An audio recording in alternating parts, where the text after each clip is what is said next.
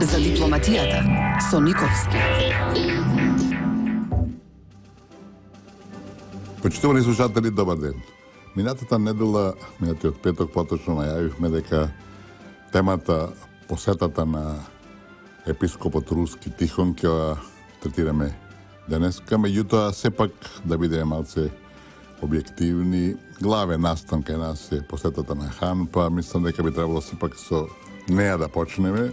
Знаете, странскиот фактор, а тоа се Вашингтон и Брисел, пред се Брисел во функција на Вашингтон, е тој што е впетлян, што викаат србите мисчини, тоа е српски збор, напикан во сите наши голготи, во сите наши проблеми, и кога дава еден тако висок представник, нели така, се тресат некои мали темени на државата, се преиспитуваме сите што ќе донесе, што ќе каже, што мисли, што ќе прави, така натака, па еве да се обидеме да ќе анализираме неговата посета, иако е се уште рано, нели така, имаше негова изјава, имаше и две прашања поставени, некои работи веќе може да се заклучуваат, иако се уште тоа нели така начелно, али пред се да малце спомнеме пошироко околу унијата.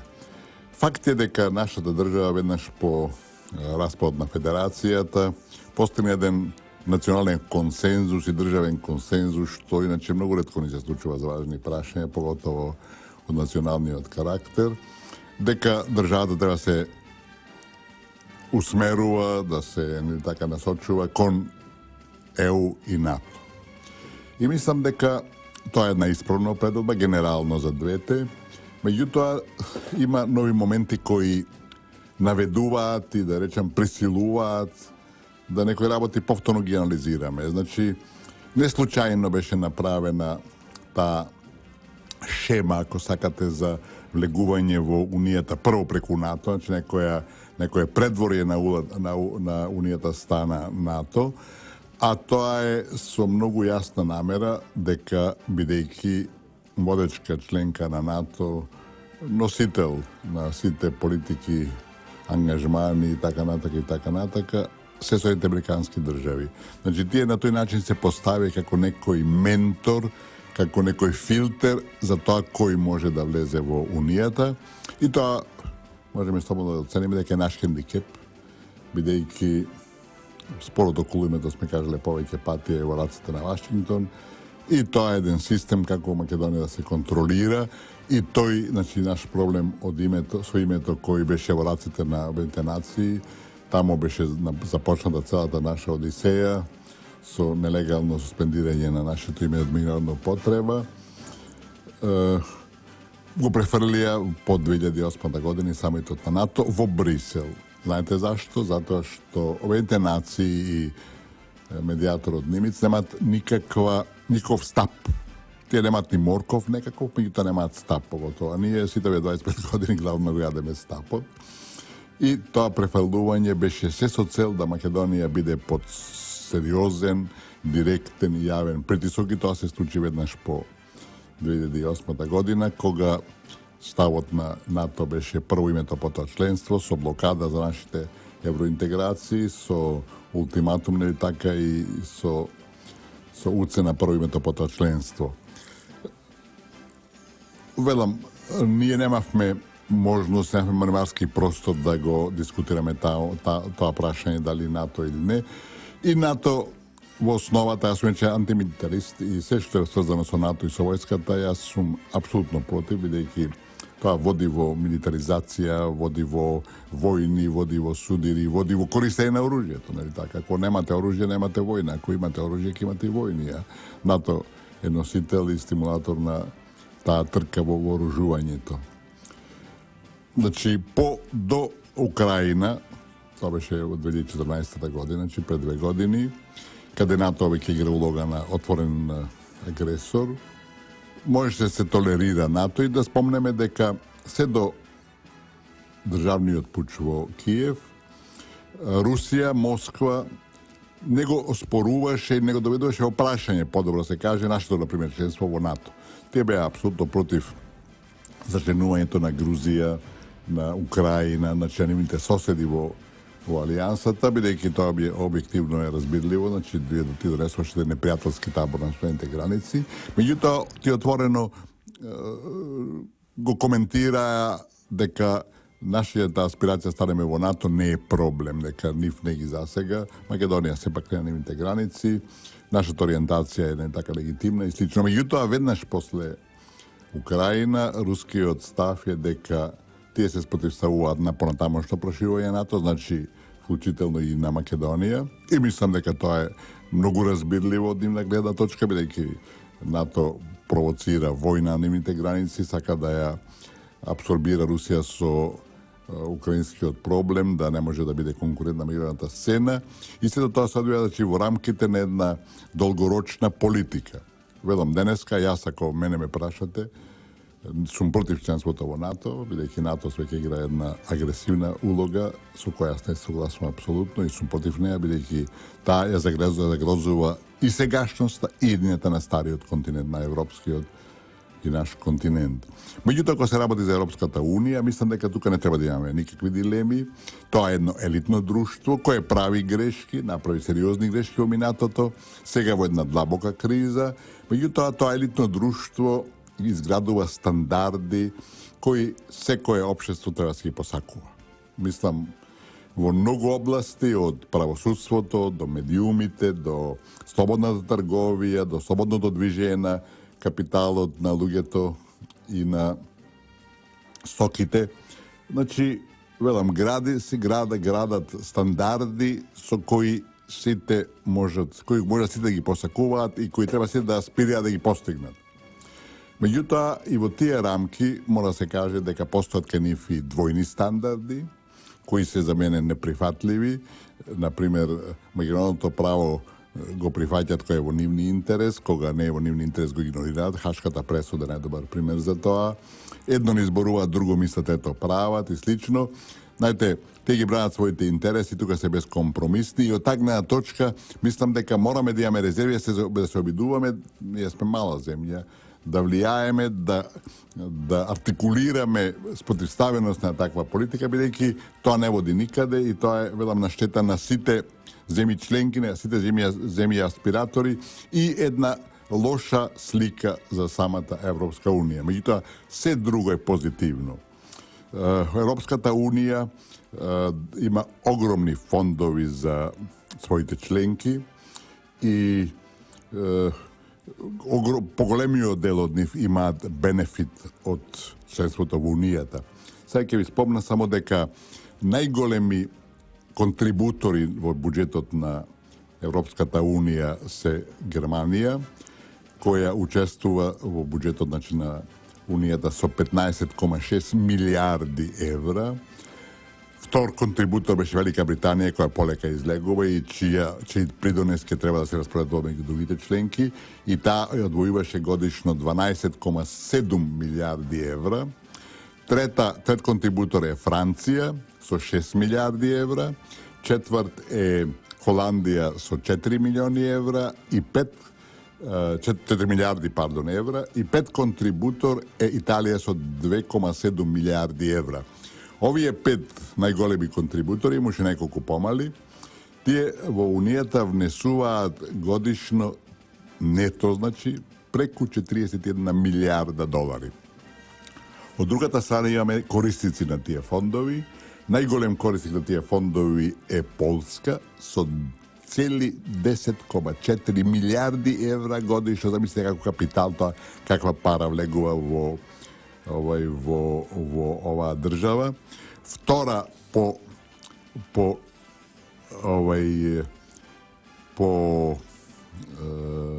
Полска е Чешка. Замислите на Чешка, високо развита Чешка, има 6 милиарди годишно евра чист приход од тоа. Трета е Романија, која има прима 5,8 милиарди евра. Четврта е Грција со 5,2 милиарди евра и петта е Унгарија со 5 милиарди евра. Замислите каков капитал влегува во овие земји.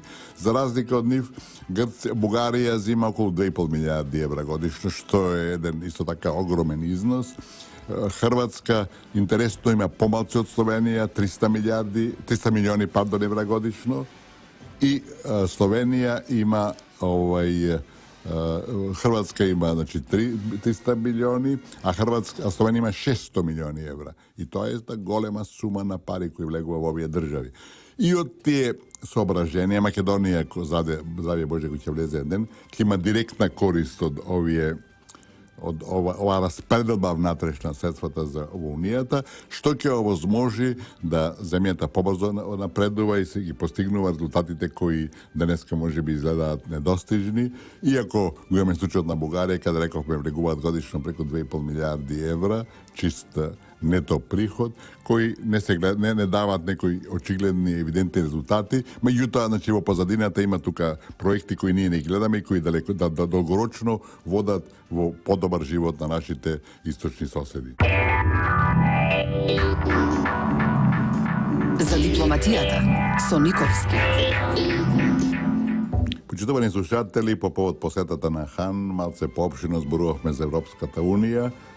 И сега, пред да продолжиме во врска со оваа посета, само уште еднаш да кажеме дека овој пат слушаме латиноамериканска музика, бидејќи некој премудар во држава направил огромна глупост што ја забрани нашата музика, што е срам повторен за сите нас.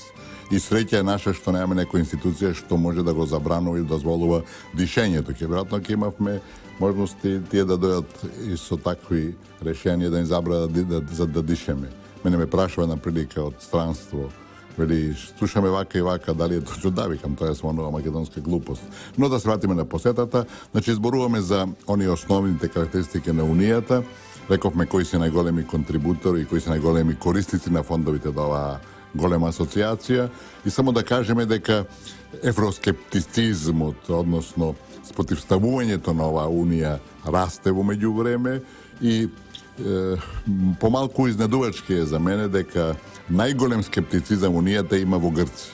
И тоа е 71% од населението, што малце збунува, бидејќи тие се корисници на огромни средства. Тоа навистина дека Унијата ни ги пресилува на дадени мерки на стегање на каишот, на непопуларни мерки, меѓутоа тоа е за да ги спасат од банкрот, да не ги изгубат све што имаат, сите пари и сите све што заработиле во животот да им отиде во неповрат. Значи, најголем скептицизам има во Унијата има во Грција, тоа е 71% населението, за изненадување втора е Франција со 61% населението, и тоа покажува дека националниот фронт на Ле Пен, крајната десница, се повеќе доаѓа до израз и на следните избори може да се покаже дека Мари Ле Пен би може да стане нова председателка на Франција. И се да подсетиме дека кога беше гласањето за Мастрискиот договор кој ја однесе Унијата во еден погрешен правец на продлабочување нејзино место проширување со сите можни земји заинтересирани и во основа тоа се гради еден капитал заеднички, кој ти дава едно забрзано проширување кој доведе до оваа криза која е сега и која де факто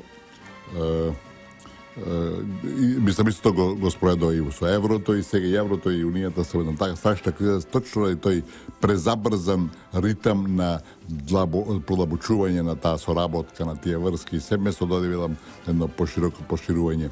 Третата најскептична земја е Велика Британија, која знаете дека пред некое време изгласа референдум за издегување од Унијата. Од другата пак страна имаме многу логично дека Полска, која спомнавме дека има 10,4 милиарди евра годишно прима прилив позитивен од Унијата, таму е пак најголема љубовта кон Брисел, за големо разбирање така, изнесува 72% од населението, а втора по љубовта кон Брисел е Унгарија со 61% и после следат Италија и Шведска со 58 или 54% од населението. После другите се веќе под 50% и тоа покажува дека кризата и можностите за нови движења во Унијата се реалност и дека во блиска иднина нема да биде изненадување ако има некакви нови излегувања и слично.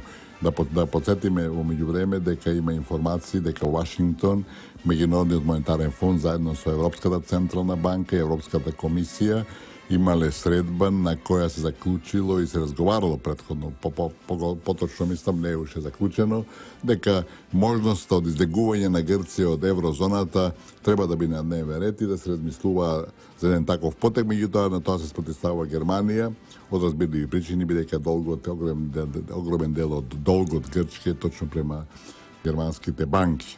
Evo biše malce možda i predlog vove toku posvetata na Han, međutim, jaz pred malko je čuv negovata izjava i imaš i dve prašanja, sve zajedno možem slobodno kažem neka ništa ne kaže, ne otkri koji se njegovite osnovni interesi, nije gi znajem gi i pretpostavujemo, međutim, sve do toga kaže na jedan način, duri i ona izjava koja stigne, njegova izjava koja stigne od Brisel, deka izbori mora da ima se, a malce beše porezervisano od ta nasoka, međutim, u svakoj slučaju neki dovede o prašenje izborite i mislim deka, možemo slobodno zaključiti, deka Brisel, znači to a Washington, isto taka, ke napravlja se izbori da ima, bi neki tako i trat padne se održati izborite, ke bi da rezil predsezani, bi neki tije se glavni tebi menadžeri na ova kriza, tije se nositelji na ovaj projekt na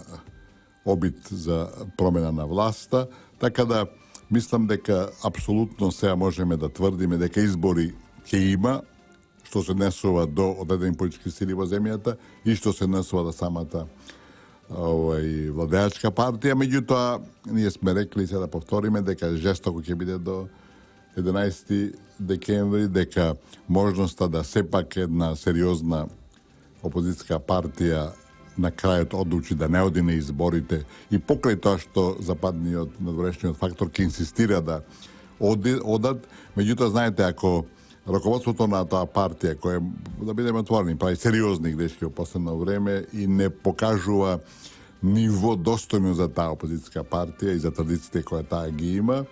Znači, ako to rukovodstvo shvati da gi izgubi izborite, bez ogleda li će biti to so 100.000, 20.000 ili 300.000 glasači, znači ako gi izgubi izborite to rukovodstvo, to već nema da ima legitimitet ponataka da je vodi partija, znači to je završi njimnata politička karijera i znajte, ljudi to koja se voče, ispravni se na svakakvi čekori koji možda biti iracionalni, možda biti kontraproduktivni, možda biti neprihvatljivi, kako sakate. Tako da, lično jaz ne isključujem i ta možnost se sluči da na kraju, pred sami te izbori, tije najdat pričini, a takvi može da nabrati iljada, u svakoj slučaj, da ne odat ne izborite. Vela, mi pokraj prisok od na koji će biti izloženi od stranski od faktor, da sepak odat. To je, znači, jedna od opcije koja ne čeka, koja će biti nepovoljna, iako sega i sami od Han i mi se čini Bogar, njivni od šefna misijata, ambasador vo Skopje, reče da kako neka partija ne odine u izbori, ne skada od izbori, to je neđeno pravo i to ne znači ništo. To može da pokaže da i tije imat odredeni rezervi da si te partije da ne izborite, a da podsjetime da pred neko je vreme opozicija, liderotna opozicija, da isprati pismo do ambasadorite na SAD i na Evropskata unija, evo koja reče deka opozicija, deka glavna ta vladačka ta partija nema interes za izbori, deka pravi sve da gi blokira da ne se održat, umeđu vreme imаме međusobni obvinuvanje vo sobranije to deka jednite za drugite deka ne sakat izbori, a to jaz go tretiram i go čitam i razbiram kako prv čekor u ostavanje prostor za povlekuvanje od učestva u izborite, iako sega sve tije formalni pričini koji naveduva, ne znam, medijumite, ne znam, izbirački spisak i slično, već je se trati nastavna, apsolvirani i, znači, i Brisel to jasno kažuva, seriozni, osnovani pričini da ne se odin izbori nema. Na to mora se kapitalizira. Međutim, ako zborujeme za to, da povtorime, to mislim dneska i Hango reče, pred izvesno vreme to duri i britanski od ambasador koji nema takov mandat i nema takvi ingerenciji, napravi su pored mene diplomatski gaf koga javno izjavi deka izborite, nema da je rešat krizata, deka tako produži so meseci ili so godini duri. Mislim deka je to točno za žal, ali to ne njegova rabota da ni drži lekcije, da ni kaže što ne čeka. A koja kažu, a to i to, znači to ima i drugi позадински, ако сакате, или од подмаса информации што прават неговите другите служби во Македонија, кои водат во таа насока. Тој значи на некој начин ја издаде техниката и тактиката која тие спроведуваат, која е катастрофална за нас, неприфатлива, али тоа треба да не биде исто така и опомена дека ние мораме самите да се соземеме и да одиме напред. Факт е дека изборите нема да решат кризата, дека после изборите се можни разни сценарија, разни опции, кои дури не дај Боже можат да ја влошат ситуацијата во земјава, меѓутоа да направиме се повторно кратка пауза со музика за да продолжиме на ова иста тема после неколку минути. За дипломатијата со Никовски. Тоа не е, почитувани слушатели, кога не смеме да ја слушаме собствената музика, ќе слушаме латиноамериканска и шпанска, јас лично многу ја сакам. Инаку Гвантанамера е кубанска песма и тоа е Гвантанамера, Гвахира Гвантанамера, тоа значи селанката од Гвантанамо. Тоа е, значи, посветена на, како би рекли, на Скопјанката, селанката од Скопје, односно не може од Скопје, од Соње да рече, од моје Соње, селанката од Соње, значи селанката од Гвантанамо е една песма кубанска која има освоено целиот свет. Но ние зборуваме за посетата на Хан и да бидеме мислам прецизни да бидеме околу оценката, тој дојде со стапот да не одржи лекции, не дојде да не пофали, иако ни одаде одредени признанија, да би речеме, онака формални околу надминување на списокот за изборите, изборниот список, околу подобрувањето во медиумската сфера и слично. Мислам, он дојде тука за да не ни наметне некои работи пред околу јавното, специјалното јавно обвинителство, кои не се изнесуваат во јавноста, али се сигурно нагласени во разговорите кои ги имаше во Скопје. И да се разбереме, мислам дека за овие 25 години наш интерес за влез во Унијата, ние ретко кога сме добиле морков, обично го јадеме стапот. Единствено може да источок беше во 2001 година за време на војната, кога имашме војна интервенција од Косово, кога во текот на таа војна Брисел не се откажа од подпишувањето на спогодбата за асоциација и стабилизација, ја подпиша во екот на самата војна и тоа беше некој стимул за нас. И ова посета, велам, иако главен е стапот, други моркови не сме добиле, меѓутоа самата посета покажува одредена поддршка да овие правци на развој, ако сакате, кои се во случај сврзани со држувањето на изборите се поддржат и да избори сепак има. Тоа е интерес на земјата, бидејќи рековме, изборите ќе бидат сериозен исчек во позитивна насока, но не решение на ситуацијата. Мислам дека станува све почигледно дека целта на овие западни фактори е да изборите завршат со што помала победа на сегашната власт, која очигледно води во сите направени анкети, и да таа победа некој начин биде пирова, односно да има тешкоти со создавањето на владата, кој што беше слично нешто и во Хрватска, да се зависи од коалициониот партнер во многу што, да тој поставува непринципиелни услови, како многу често и до сега, и на тој начин да се девалвираат некои национални државни интереси. Мислам дека тоа не смеме да го дозволиме, мораме да излеземе што помасом на изборите и да гласаме за една опција која сметаме дека е подобра на државата, а ми се чини дека тоа во моментов е многу очигледно. Која партија да победи во основата? Важно е да победи со добра разлика, со една можност да се формира стабилна влада, бидејќи државата ќе продолжи да се движи во услови на криза и да таа солидна влада, односно стабилна влада, може да презема мерки во разни насоки, меѓу другото да работи на решавање на проблемот со името, бидејќи тоа е веќе јасно и очигледно дека тоа е наш голем хендикеп, дека тоа не ни возможува да напредуваме кон Брисел, а очигледно е дека и Вашингтон и Брисел се одлучни да не ја променат својата политика на блокада нашето напредување, на уцена и ултиматум прво името потоа членство. Тоа че се рамките во кои се одвива оваа посета. Мислам дека изненадување ќе имаме и во периодот кој предстои. Пред се може би од специјалното јавно обвинителство, кој е нивниот главен адут во нивните напори да се разгласти сегашната гарнитура, бидејќи покажува неспремност да го звиткарбето, да прифати капитулација околу името и промена на националниот македонскиот народ, а велам тоа е нивната главна цел веќе 25 години кои за наша среќа не успева да реализираат и покрај сите напори кои ги направија. Сега полека да преминеме, бидејќи мислам дека ги исцрпивме овие расположивите информации околу посетата на Хан. Мислам дека треба да малце да се посветиме и на посетата на епископот руски Тихон, кој дојде тука по повод промоција на негова книга, која доживеала голем успех, има преку 1 милион и тираж веќе продаден. Мораме да му честитаме на председателот Иванов, кој лично го покани Тихон да дојде во Македонија и тоа покажува неговата грижа за нашата црква, што е во секој случај позитивен ангажман и во интерес на сите нас и во интерес, долгорочен интерес на нашата држава. Човекот даде прекрасни изјави во Скопје. На нашиот архиепископ гостуваше со неговото блаженство, што е, мислам, некако индиректно, ако сакате, признавањето на самата црква. Зборуваше дека, а иначе да кажеме дека епископот Тихон е многу близок соработник, е викар, поточно кажано, на рускиот патриарх Кирил, дека се зборува дека тој бил исто така исповедник на Путин.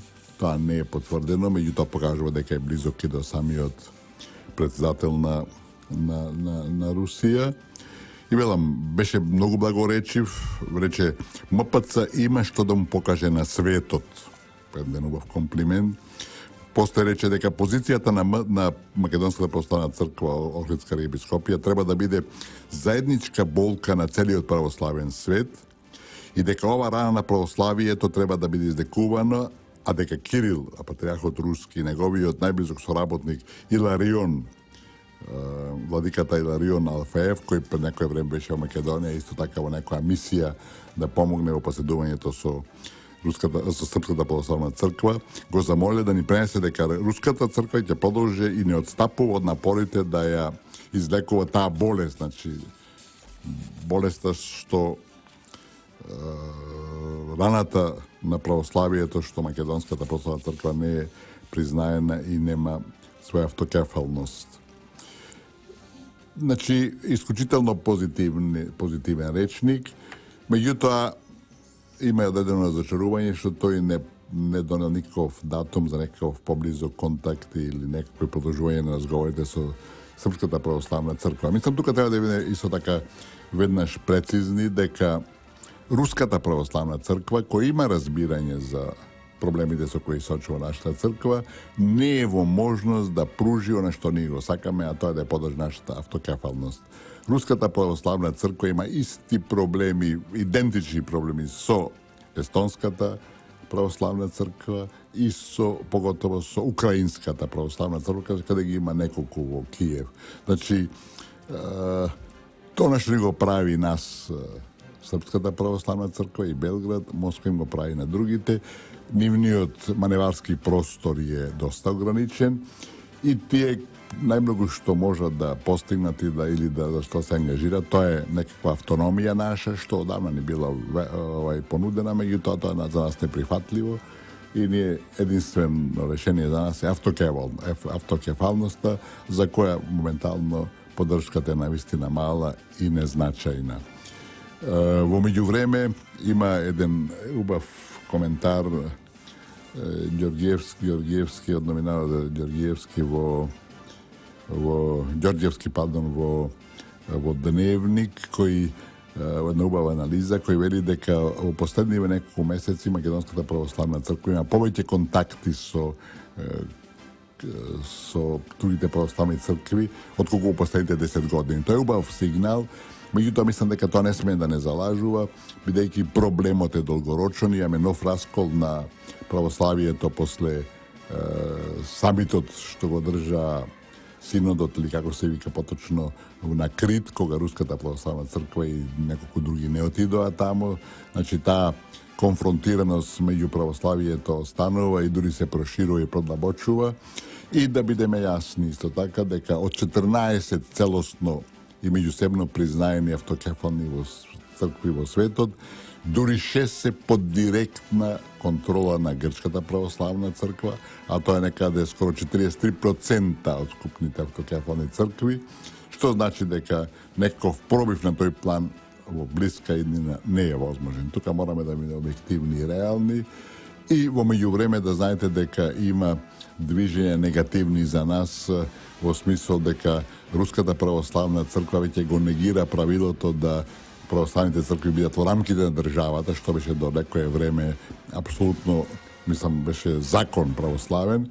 Сега тие поради своите интереси тоа се обидува да го менуваат, дека не мора да биде црквата во рамките на државата и во таа насока уште не е јасно кој ќе го дава тој томос за автокефалност, дали само Српската православна црква и тоа треба да биде патриаршија, Вселенската патриаршија во Истанбул, која мнози не викаат Константинопол се уште. Така да, тука има многу уште недоречености. Јас лично ќе ви кажам дека имав најмалку 3 контакти со рускиот патриарх, предходниот Алексий II, кој беше исклучително наклонет за Македонија и со голема љубов зборуваше за нашата држава и зборуваше за Кирил и Методи како македонски просветители и слично.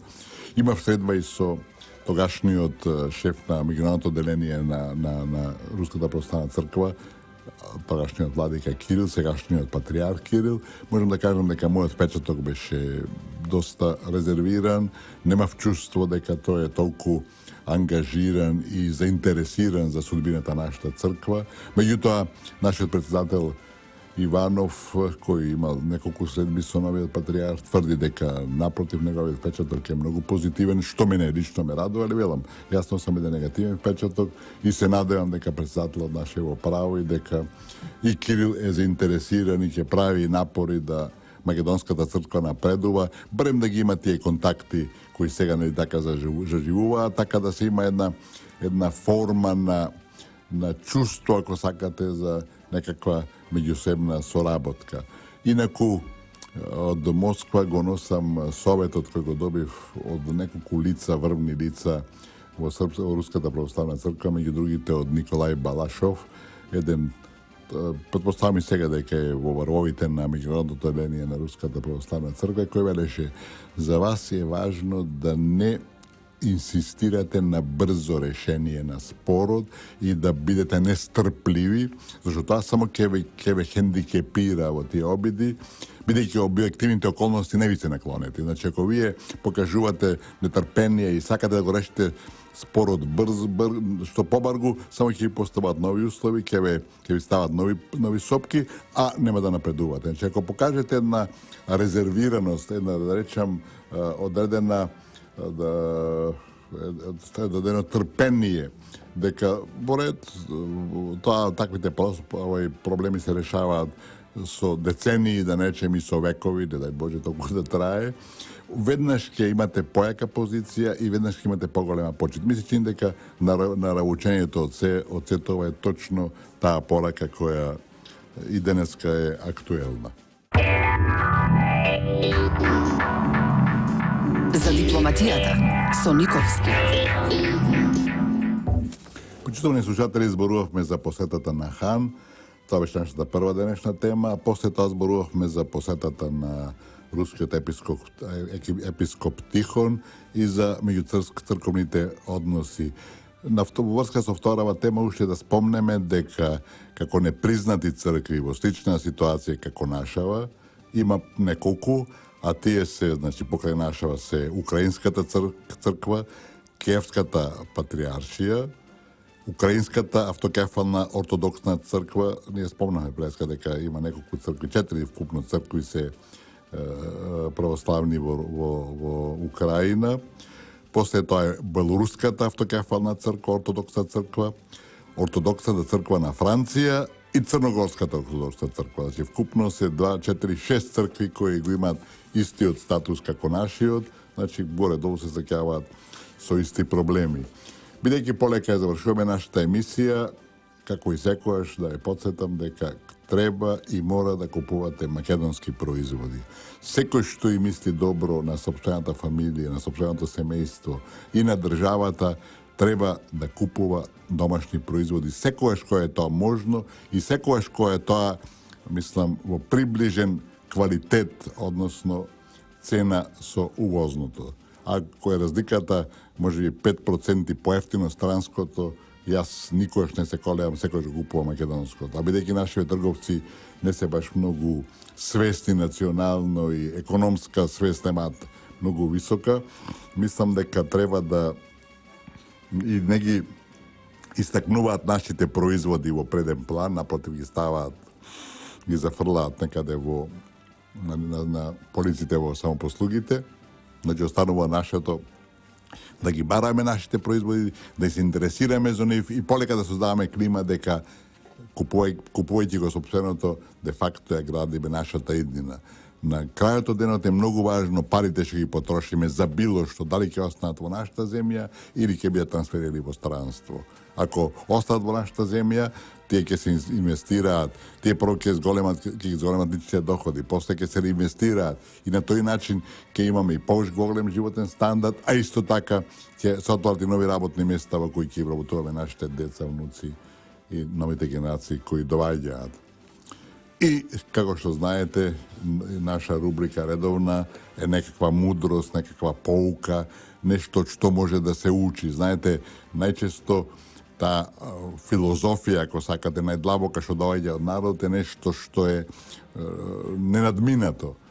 Мојата покојна баба, ја се паметам по многу работи, кои на крајот од краиштата, она не беше некоја учена, многу учена жена, иако имаше учено во Битола, кажуваше работи кои ја изнесуваат мудроста на народот, длабочината на таа филозофија која, велам, ги кажува работите и ги осознавате многу подоцна. Многу работи што не ги спомнуваше, јас дури подоцна ги сватив што значат и колку е тоа една широка филозофија, нешто што е недискутабилно. Денеска ќе цитираме една изјава која е многу точна, а која нема автор. Таа гласи: додека младите знаат се, тие во средни години се сомневаат во се, за да возрастните веруваат во се. Видите, тоа се констатации кои се многу точни и е добро што младите знаат се или бар мислат дека знаат се. Тоа им дава кураж, тоа им дава спремност да бидат енергични, да бидат предприемчиви, разбирате, и да одат напред да постигнуваат резултати. Некогаш и тие нивни знаења, не такото чувство на знаење на све може да ги однесе и во некаква погрешна насока да се постигнат, да се направат грешки. Меѓутоа, без грешни нема да е напред, така да тоа чувство кај младите е нели така позитивно и велам, тоа им ја дава таа енергија која дава резултати. Точно и тоа дека следните генерации почнуваат да се сомневаат во се. Знаете, тоа веќе доаѓа искуството, полека ги доведува опрашање сите тие сознанија, сите тие навики, не така и согледувања, и тоа е на некој начин веќе станува и хендикеп. А пак возрастите меѓу кои спаѓам и јас, и да знаете, тоа го забележувам и на своја кожа, веруваат во се. Јас сум по-скептичен и да речам, селективен во примањето на информациите, меѓу забележувам меѓу моите блиски пријатели кои сме слични генерации, дека ќе прочитаат вест во вестниците и ја веруваат веднаш. Јас не сум од тој тип на луѓе, меѓутоа, велам, многу често, например, едно време се појави дека Джони Вокер вискито било штетно за здравјето, тоа беше сигурно, или за Балентај, не е важно. Тоа беше една, веројатно, пропагандна акција која водеше во погрешна насока. Мислам дека овие карактеристики остануваат и треба да бидеме свесни на нив. Толку е за денеска, почитувани слушатели. Благодарам за вниманието. Се слушаме следниот петок. Трговско радиодифузно друштво, Радио Слободна Македонија. Уредник и војтел на емисијата Ристо Никовски. Датум на продукција 14. октомври 2016 година.